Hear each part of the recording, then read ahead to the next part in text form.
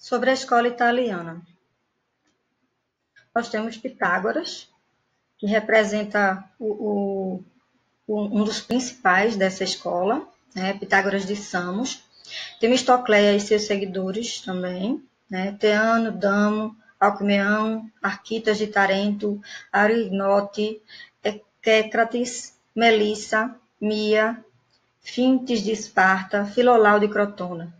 A maioria desses discípulos desenvolvia conhecimentos em matemática. Ele defendia uma doutrina com ênfase na metafísica e na filosofia dos números e da música, como essência de tudo o que existe e também da própria divindade.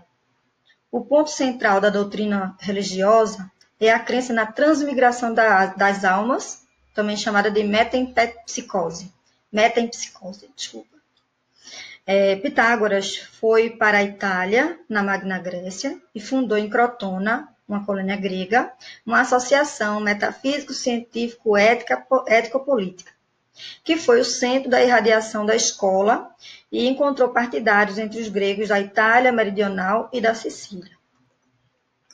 Pitágoras queria e conseguiu fazer com que a educação ética da escola ampliasse e se tornasse reforma política, porém, levantou oposições contra ele, e aí ele foi constrangido a deixar Crotona, mudando-se para Metaponto e ali morrendo. Um dos principais herdeiros dele foi o filósofo Platão. Um discípulo principal de Pitágoras foi Alcmeão de Crotona, filho de Peritos. Foi jovem quando seu mestre já era avançado em anos. Seu interesse principal dirigia-se à medicina, de que resultou a sua doutrina sobre o problema dos sentidos e da percepção. Alcmeão disse que só os deuses têm o conhecimento certo, aos homens só presumir é permitido. Então, a gente tem aí, inclusive como resposta às perguntas feitas a mim no último formulário, explicando que o monismo é representado pelos físicos jônios e por Parmênides, o dualismo, que é representado aí pelos pitagóricos, né, dessa última fase, e o pluralismo, representado por Empédocles, Anaxágora, Demócrito.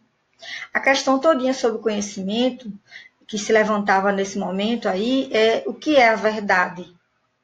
É o que a gente compreende como racional ou aquilo que a gente vê através dos sentidos.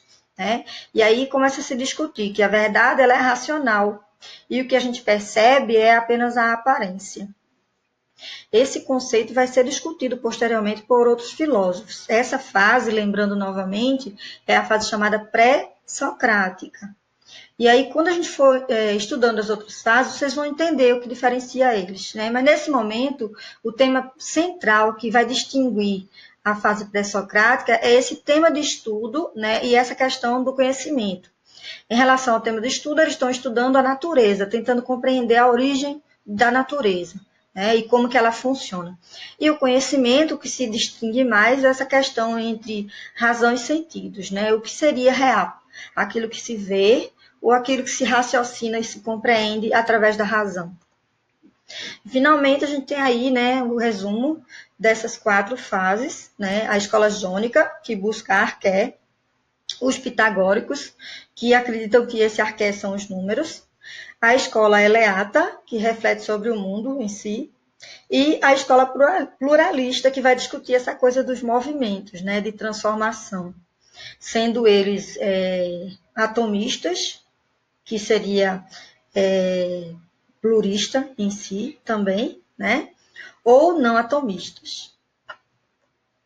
Bom, finalmente, esse material a gente encontrou no livro, e aí vocês acompanhem com leitura no livro que vocês têm, ou no livro que eu compartilhei, né? Eu compartilhei uma ficha de estudo também, que discute um pouquinho mais do tema, já que o livro nem todo mundo está com ele.